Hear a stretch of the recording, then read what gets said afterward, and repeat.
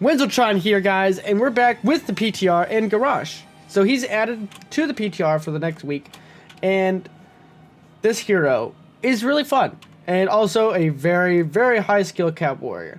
And so this video, I'm just going to go over his talents and how he plays and all that stuff. And just kind of like what I've noticed about the hero and where, like, just get the discussion going, basically. Because I think this hero has got a lot of things going on. As you'll see, he's got one of the most intense piano builds I've ever seen in this game. Almost reminiscent to that of piano build Uther. We're going to start with his Q ability.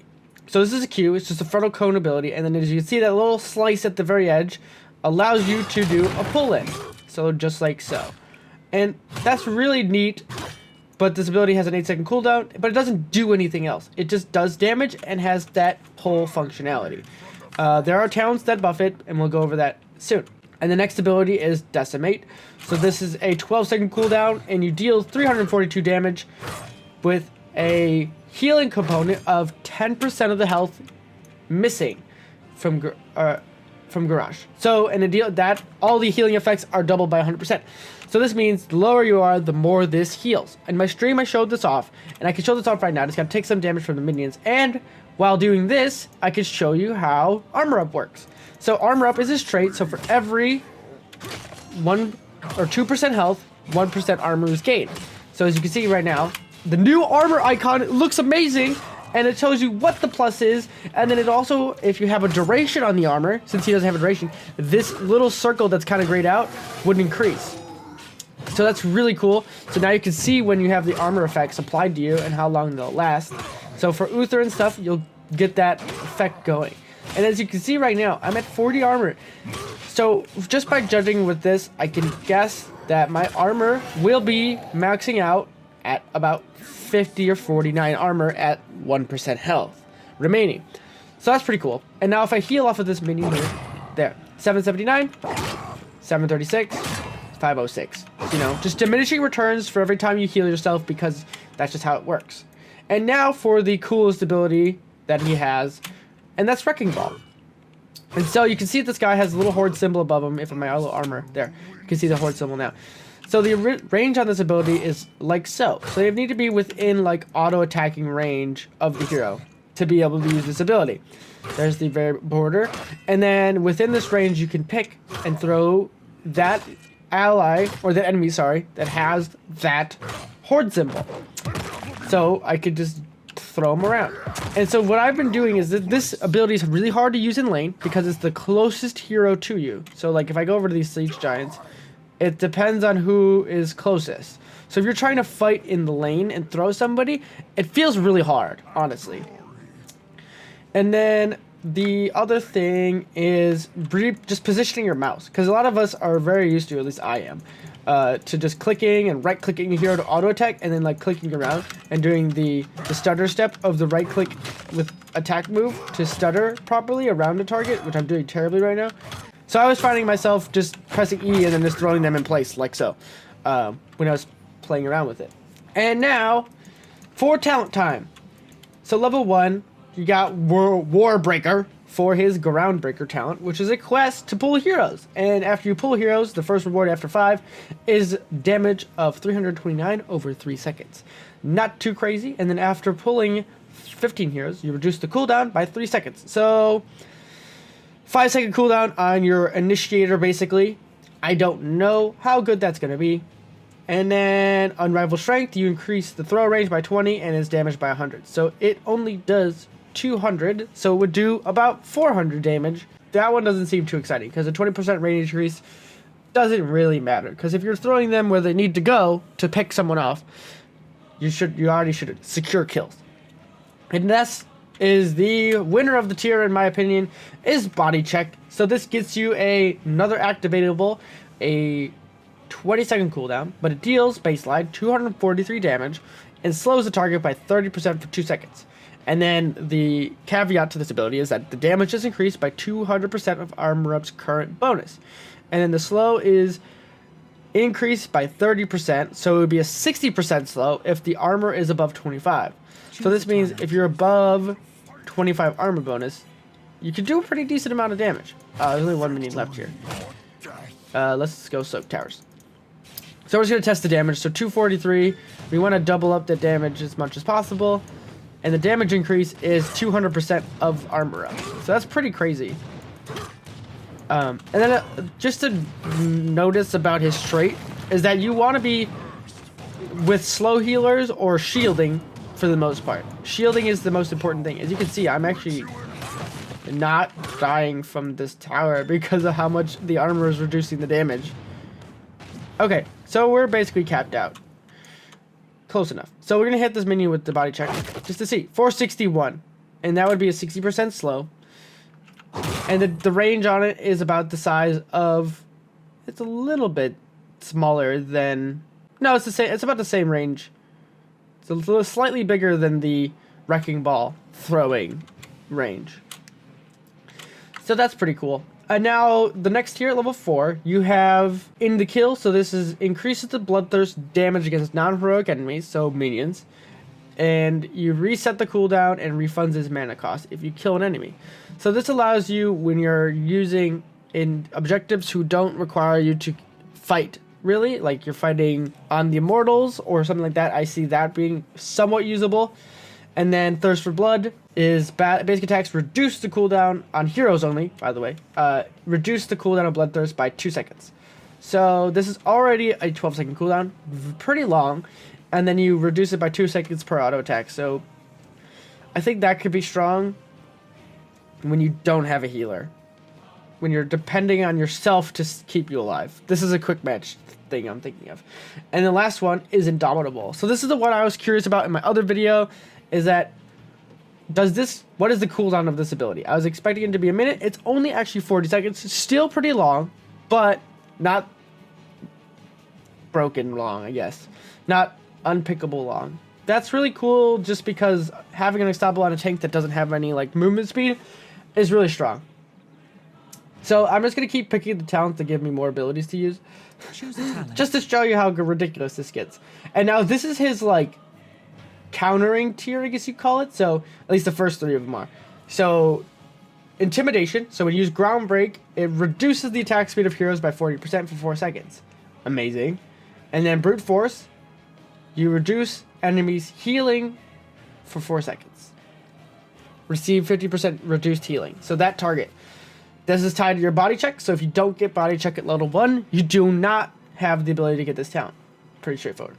Oppressor, so this one's kind of cool. This one has almost 100% uptime, though, if you get this one. Basic attacks against heroes reduce target spell power by 40% for 2.5 seconds. That means every time you're auto-attacking a hero, that hero has less spell damage. Almost 50% reduction. That's insane, because spell power reduces damage, and also it reduces healing too, because spell power affects healing output. And then into Fray, so this is the ability that you get to throw your allies and it deals 200% damage on impact, and it slows the target for 30% for 2.5 seconds. But the ally who's thrown grants them 25 armor for 3 seconds as well. This gives you basically 2 abilities that do opposite functionality. So this one, now my 3 key has the throw, and now my E key has the enemy throw. It's also worth noting, though, that this throw... Does it look bigger? Hold on. Let's put them on top of each other. Okay. So. If I do 3, that's 3. And if I do... So, In the Fray has a larger range. And a 30-second cooldown. And then in fight, allied heroes are unstoppable. I didn't read that. As you can see, it's already crazy. You have 6 abilities on your bar by level 7 if you're doing this. I just find it insane. And now we got... So Warlord's Challenge is the AoE taunt around your base of your character. So it's not a very large ability. So there's that. And then just to show the other talent. Choose a talent. Choose a talent. Choose a talent. Decimate. So the AoE on Decimate is pretty large. And it applies a slow. And then it applies a slow for 30%. and also deals 100% more damage to enemy heroes. Each hero hit reduces the cooldown by 1 second. So if you're spamming this ability out and you're hitting more than 3 heroes, that's a pretty fast recharge rate. So that's, I think, is really cool. And now we have level 13. So this is his like defensive tier, I would call it. So defensive measures, when you pull a hero with Groundbreaker, you grant a 767 shield for 6 seconds. That duration is pretty long, and the shield is pretty big. I kind of like that talent. And then Blood Craze, when hitting a hero, Bloodthirst heals for an additional 10% of Garrosh's maximum HP for 3%.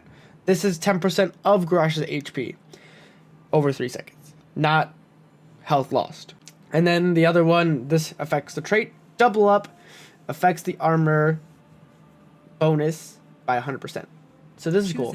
Let's just go take some damages. So the one thing to note about this is that Double Up only can cap out at 75. I mean your armor, sorry. So I'm at 40, so I should go to 80. Wrong. It is 75 as your cap. But it's 3 seconds long, and this ability now gives you another activatable. So now you on your D key, you can activate it, and you have another 40-second cooldown to manage. Oh, it's crazy. And now this is his 16 tier, where everything goes a little bit more crazy. So you get a rough landing. When you pull heroes, you slow them for 50% by 3 seconds. Pretty nice, especially because this doesn't do anything other than pulling heroes. And then Mortal Combo, which is like really cool, I think, to have this, but also something you need to get really good at being able to perfect.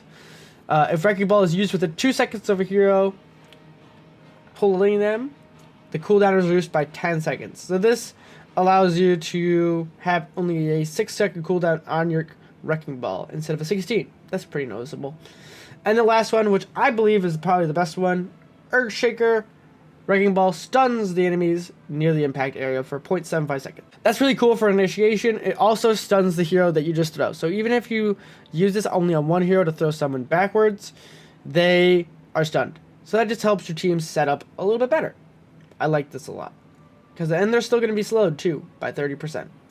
So we'll go with that. And now level 20, things go a little crazy as well. Death Wish, which I did not take. Warlord's Challenge upgrade. It is...